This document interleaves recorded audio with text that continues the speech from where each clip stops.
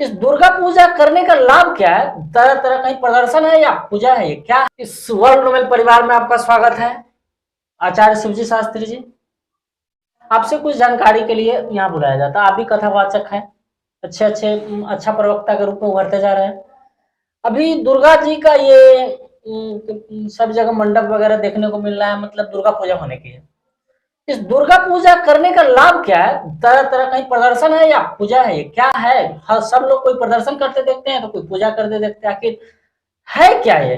थोड़ा स्पष्ट करें कि पब्लिक में एक सांप्रदायिक मामला नहीं जाए।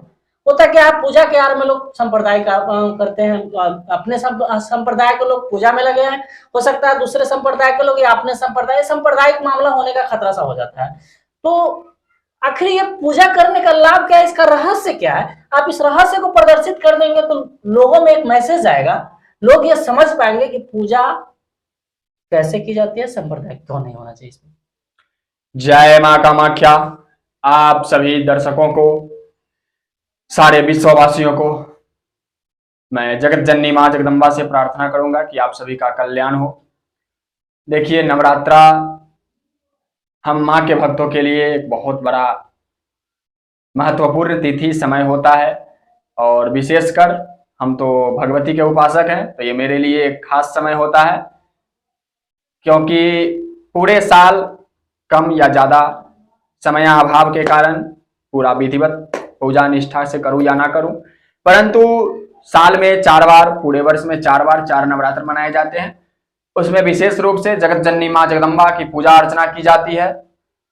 देखिए, पहले तो आप जो प्रश्न, आप मीडिया वालों में एक बड़ी समस्या होती है, किसी भी प्रश्न को इस तरीके से बताते हैं या पूछते हैं कि उसका सभी का उत्तर एक साथ देना संभव होता नहीं है। पहले आप ये जान लें कि पूजा क्यों किया जाता है, इससे क्या लाभ होता है। देखिए, श्रीमद् देवी भागवत में साफ साफ शब्दों में लिखा गया है, जिसमें भगवती कहती है कि सर्वं खल्मिदमेवाहं नान्यदस्ति सनातनम। पूरे सनातन में केवल और केवल जगदम्बा है। उनका नाम जगदम्बा है, जिसका अर्थ होता है जगत जोड़ अम्बा, जो पूरे संसार को अपने आप में समाहित करके रखे, जो पूरे संसार का संचालन करे, वो जगदम्बा है। और उसी जगदम्बा की पूजा आश्विन मास के शुक्ल पक्ष के प्रतिपदा तिथि से दशमी तिथि तक की जाती है। जितने भी पूजा होते हैं, जितने भी देवताओं के पूजा किए जाते हैं, जितने भी भगवान के पूजा किए जाते हैं, वो केवल 1 से 2 दिन, 4 दिन, 6 दिन का होता है, परंतु जगदम्बा की पूजा पूरे 10 दिनों तक की जाती है।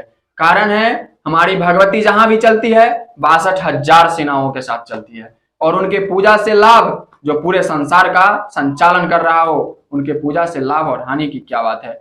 उसे शक्ति कहते हैं।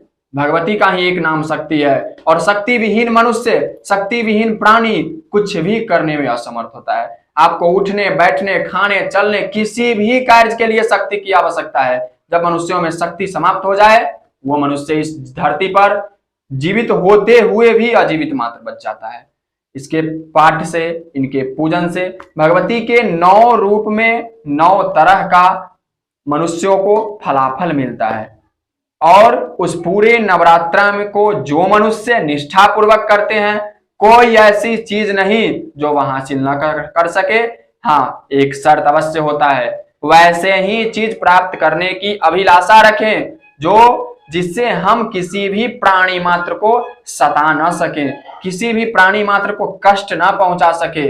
अगर ये बात ध्यान में रखते हैं तो ऐसी कोई भी चीज, ऐसी कोई भी शक्ति, ऐसी कोई भी वस्तु नहीं है जिसका हम अपने आप के लिए या जन कल्याण के लिए उसका अर्जन ना कर सके। ऐसी कोई भी शक्ति नहीं बची है जिसको हम चाहे भगवती की कृपा प्राप्त हो और हम ना प्राप्त कर सके। इसलिए जगदम्बा की पूजा से एक नहीं अनेकों फायदे हैं, और फायदे ही फायदे हैं। बस इससे ज्यादा मैं क्या बताऊं। शास्त्री जी, एक बात और बताएं जी।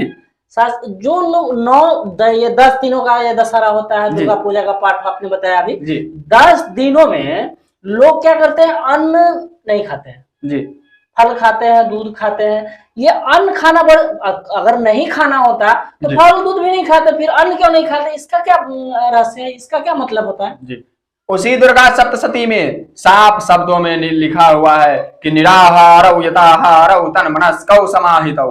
आप जैसे चाहें, जैसे आपकी श्रद्धा हो, निराहार रहें, जलाहार रहें, फलाहार रहें, जिस तरह से आपका शरीर सामर्थ्यवान हो उस तरह से आप रह सकते हैं। कहीं ये ऐसा नहीं तो लिखा कि हुआ ऐसा है। ऐसा करने से सबका अलग अलग लाभ है। हाँ, सबका देखिए, एक होता है योग और दूसरा होता है हठ योग। योग वो है जो शास्त्र विदित है और हठ योग वो है जो हमारा मन कहता है। और शास्त्र भी कहता है कि मन कूतंग समाचरित, हम मन लाभ जो पूछ कहता रहे है हैं वही शास्त्री सही जी है। आपसे। देखिए, लाभ लाभ ये है, जैसे आप पग यात्रा, पैदल यात्रा करते हैं और वाहन यात्रा करते हैं, दोनों में समय का बचत है कि नहीं? जब आप जी, पैदल यात्रा करते हैं अधिक समय लगेगा, जी। जब आप गाड़ी से किसी भी चीज से यात्रा करते हैं जी। उसका समय कम लगेगा। तो हठ योग, मैंने आपको यही बताया कि हठ योग जो है वह किसी भी वस्तु को पाने का अचूक उपाय है। जी। ठीक इसी तरह जो मनुष्य हठ योग करते हैं वो भी किसी विशेष सिद्धि प्राप्ति के लिए करते हैं, और ये वर्षों से, कालों से होता चला आ रहा है और इसका परिणाम भी तरह तरह का होता ही है। आपका कहने का अर्थ ये, आप साफ तो बताएंगे नहीं, आप लोग कुछ ना कुछ तो भेद रख लेते हैं। कहने का मतलब है जो ज्यादा निराहार रहेगा उसको सबसे ज्यादा मिल जाएंगे दुर्गा जी। देखिए, मिलने की बात भगवती, माने ज्यादा लाभ प्राप्त होगा। लाभ प्राप्त होगा। वैसे मिलने का जहां तक सवाल है तो मैंने आपसे बताया कि शक्ति के बिना किसी भी हालात में, आप शक्ति सबके पास है।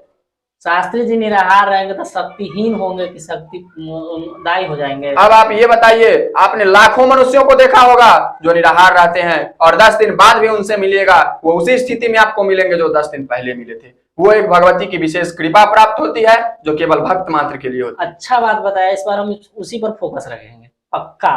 धन्यवाद, आपने समय दिया इसके लिए। पुनः मिलेंगे। धन्यवाद। जय मां कामाख्या।